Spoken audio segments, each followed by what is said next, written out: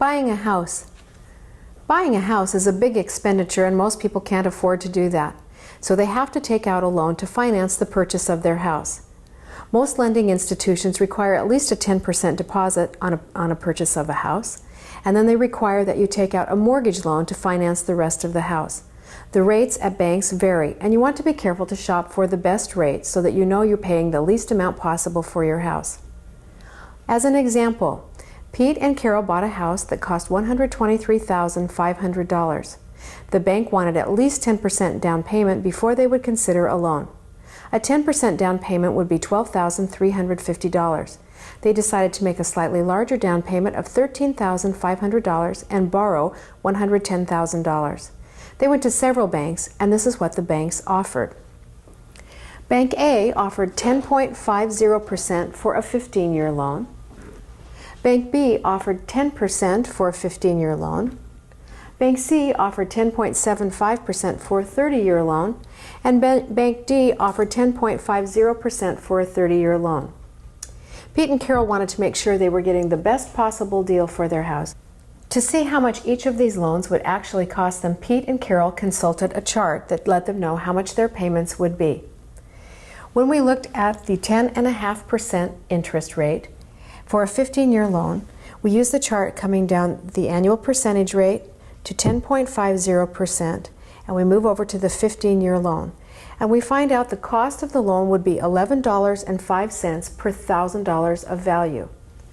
So on this loan, they would have to pay $11.05 per each $1,000 of value.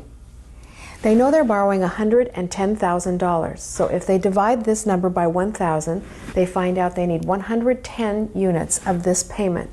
So they'll multiply this number by 110. Coming to the calculator, we'll take $11.05 per $1,000 times 110 units, and we find that our monthly payment will be $1,215.50. Pete and Carol want to continue to compare these bank interest rates, so they'll use the chart to help them decide which of the loan prices is best. Coming back, Bank B has offered them 10% for 15 years. Coming to the chart, they went to the annual percentage rate column and came down to 10% and moved over to the 15-year mark.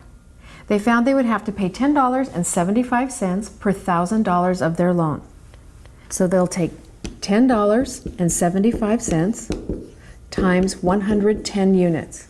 Using the calculator, we'll take $10.75 times 110 units, and we find that their monthly payment would be $1,182.50.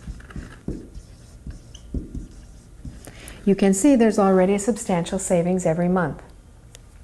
To continue, Bank C has offered them 10.75% over the course of a 30-year loan. So we're going to want to find out the value of that loan as well. To help them figure this out, they're going to come down to 10.75% in the annual percentage rate column and come all the way over to the 30-year column. You'll find that they have to pay $9.33 per $1,000 of their loan. So they'll have $9.33 per $1,000 of their loan, which would be times 110. To help us figure this out, we'll take $9.33 times 110 units and find out that our house payment should be $1,026.30. So their monthly payment would be $1,026.30. Finally, Bank D has offered Pete and Carol a rate of 10.50% over a course of 30 years. So we're going to check their charts. We'll come down to the 10.5% range and come all the way over to the 30-year column. We'll find out that they have to pay $9.15 per $1,000 of the loan. So $9.15 times 110 units. On the calculator, we'll put in $9.15 times 110 and see that that house payment is only $1,006.50 per month. Now, as Pete and Carol examine these rates, they're going to think that this is the very best deal if they're not thinking carefully. What they need to do is find the total cost of the loan. We need to calculate the total cost of each one of these loans. In the first case, our monthly payment is $1,215.50. We know we're going to make that payment every month for 15 years. If we multiply that monthly payment by 12, we will get the annual rate, and if we multiply that number by 15, the total cost of the loan in this case would be $218,790. In the second case, we're going to make a payment of $1,182.50 each month for 15 years. We'll multiply by 12 to get the annual amount and by 15 to get the total amount. In this case, we're paying $212,850. You can see in this example that we're saving about $6,000 by going with a 0.5% cheaper loan. In the third example, we're going to pay $1,026.30 each month for 30 years. So we'll multiply times 12 to get the annual rate and times 30 to get the total. In this case, the total is $369,468. The total cost of the loan has gone up substantially by increasing the term that you're paying the loan off. In our final example, we've been paying $1,006.50 each month for 30 years. We'll multiply by 12 and again by 30 and find out the total cost of the loan is $362,340. When considering purchasing a house, you need to consider the following things. If you're paying a loan, perhaps you need to make a smaller payment, in which case Bank D would give you the best value each month. However, if you can afford to make a slightly higher payment, perhaps you would want to go with Bank B.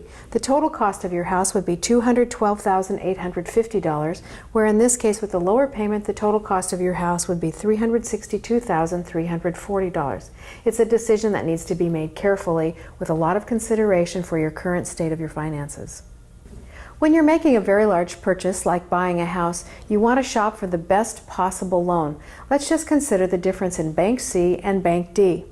If we look at Bank C, your house payment would be $1,026.30 each month. At Bank D, however, your house payment would be only $1,006.50 for each month. Let's see what difference this makes over the course of a loan.